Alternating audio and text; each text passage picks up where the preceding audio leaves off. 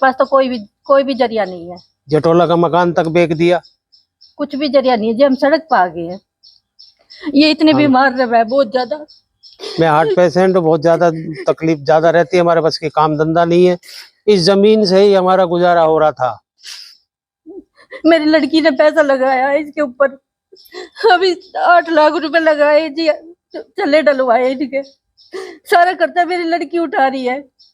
लड़का एक पैसा नहीं दे रहा, घर खाली कर दे तो कहने लगा जी कोर्ट जाओ, कोर्ट ही करवाओगे, दादा लाई का हिसाब नहीं खाली करेंगे। नमस्कार, आप देख रहे हैं समाचार टुडे और मैं हूं आपके साथ शिवानी शर्मा। एक तरफ तो हरियाणा सरकार भय मुक्त, अपराध मुक्त हरियाणा और पेपरलेस रजिस्ट्री का दावा कर रही है, लेकिन दूसरी तरफ गुरुग्राम के वजीराबाद की एक बुजुर्ग दंपत्ति की दर्दनाक कहानी इस दावे को पूरी तरह से झुठला रही है। उन्हें उनके अपने ही बेटे और प्रॉपर्टी डीलरों के गठजोड़ ने न सिर्फ धोखा दिया, बल्कि उन्हें उनकी ही जमीन से बेदखल कर सड़क पर ला दिया। क्या हुआ था पूरा मामला, आपको बता दें कि एक पिता ने अपने इकलौते बेटे पर विश्वास करते हुए उसे संपत्ति का प्रबंधन सौंपने के लिए जनरल पावर ऑफ अटॉर्नी दे दी, लेकिन इस विश्वास का गलत फायदा उठाते हुए बेटे ने प्रॉपर्टी डीलरों विष्णु यादव और सतीश यादव के साथ मिलीभगत करके अपने ही नाबालिग बच्चे के नाम पर सारी जमीन रजिस्टर करा दी और फिर उसे औने पौने दामों पर बेचना शुरू कर दिया। जब इस धोखे का पता चला तो बुजुर्ग पिता ने कोर्ट का दरवाजा खटखटाया, लेकिन तब तक बहुत देर हो चुकी थी। सिविल कोर्ट से उन्हें राहत नहीं मिली और अब ये दंपत्ति सेशन कोर्ट के चक्कर लगा रहे हैं। ये मेरा नाम नरेंद्र यादव है, पिताजी का नाम अमरनाथ है, रहने वाले वजीराबाद के हैं। हमने जमीन जटोला में ली थी और मैचाना में ली थी, ठीक है। कितनी जमीन थी? 8.5 किला जटोला में था, 6.25 किला मैचाना में था। अब क्या समस्या आई है वो बताओ आप। अब हमारे लड़के ने, प्रशांत ने हमारे से जबरन बेईमानी से, धोखाधड़ी से जीपीए ले ली अपने रिश्तेदारों से, भारत भूषण देवेंद्र यादव से मिलकर। हमने कोर्ट केस किया और ये जो तक ये हुई है, ये जीपीए जो बनी है, ये वजीराबाद तहसील में बनाई गई है। उन्होंने सबने रिश्तेदारों ने मिलकर किस दबाव दिया है, किस वजह से उन्होंने सारी प्रॉपर्टी अपने नाम उतरवा लिया, अपने लड़के के नाम उतरवा लिए। हमने ये विरोध किया तो कहने लगा कि जी आपने अपनी मर्जी कर दी है, हमें ना तो पटौदी में कोई न्याय मिला। अब वहाँ पे गए हैं ना वहीं, और जब यहाँ की जमीन है इस पे भी जबरन कब्जा कर रहे हैं, और जो फर्क वहाँ पे मैचाने में है उसका भी कब्जा ले रहे हैं। अभी इस पे जबरन कब्जा कौन कर रहा है? विष्णु है और सतीश, बोड़ा कला होटल, और ये विक्रांत विक्की जाटोली। हमने बोर्ड लगाया था, वो उखाड़ लिया उन्होंने उखाड़ दिया। हमने पुलिस केस भी किया था, पुलिस कंप्लेंट भी की थी फरुखनगर थाने में। उन्होंने समझा बुझा के फैसला लिखवा दिया कि बोर्ड ना ये लगाए ना ये लगाए। जी हमारी बात दबा दी। बोर्ड कौन सी जमीन का उखाड़ा था? मैचाने की जमीन का।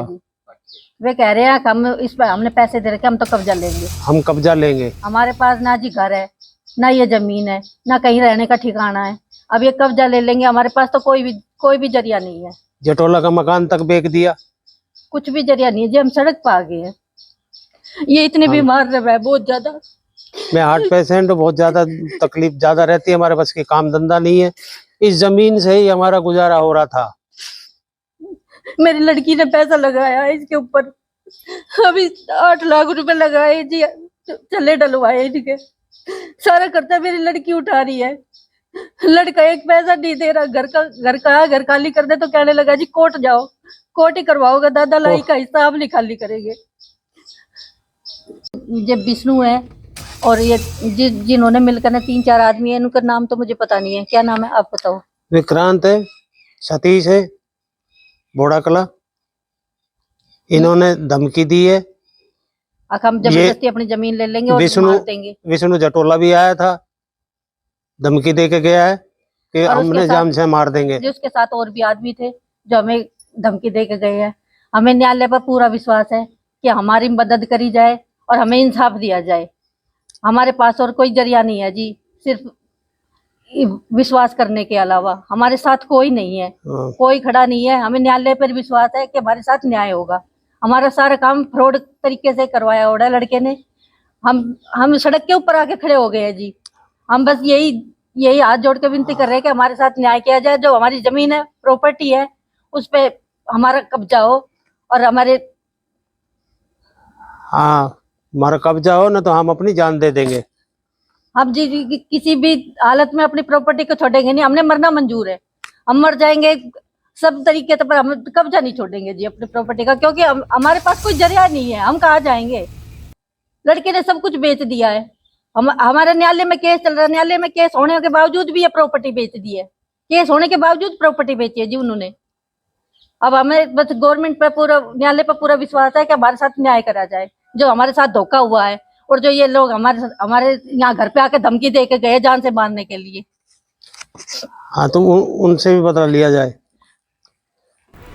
उम्र के इस पड़ाव पर जहां उन्हें सहारे और शांति की जरूरत थी, वे न्याय की उम्मीद में भटक रहे हैं। सवाल यह है कि जब एक बेटा ही अपने माता पिता को ऐसे जाल में फंसा सकता है, तो आम आदमी कैसे सुरक्षित महसूस करे? क्या सरकार का भयमुक्त हरियाणा का दावा महज एक नारा है? और क्या प्रॉपर्टी डीलरों का ये गठजोड़ इतना ताकतवर हो गया है कि वह कानून और कोर्ट किसी की परवाह नहीं करता? ये सिर्फ एक परिवार की कहानी नहीं, बल्कि हमारे समाज के लिए एक बड़ा सवाल है। जीते जी अपना सब कुछ सौंप देना कितना सुरक्षित? बुजुर्गों के अधिकारों की रक्षा कौन करेगा? हम इस मामले की पूरी निगरानी करेंगे।